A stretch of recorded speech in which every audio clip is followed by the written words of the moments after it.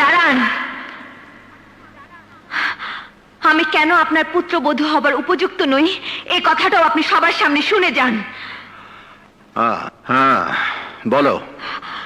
আপনার মতো অহংকারী প্রাসাদে এই কচুয়ানের মেয়ে কেন দুনিয়ার সবচেয়ে নিকৃষ্ট মেয়েও আপনার পুত্রবধূ হতে চাইবে না। তুমি যদি সেই তুমি না হতে তাহলে আজ সবার সামনে আমি তোমাকে গুলি করে মারতাম। আপনার কাছে আছে মিথ্যে অহংকারের গুলি, আর আমার কাছে আছে সত্যের গুলি, আর সত্যের কাছে মিথ্যে কোনোদিন জয়ী হতে পারে না। এই ছোট লোকের বাচ্চা! বাঘা প্রতাপ শাহ, আমার বাবা ছোট লোক নয়, আপনার মতো আমার বাবা একজন মানুষ।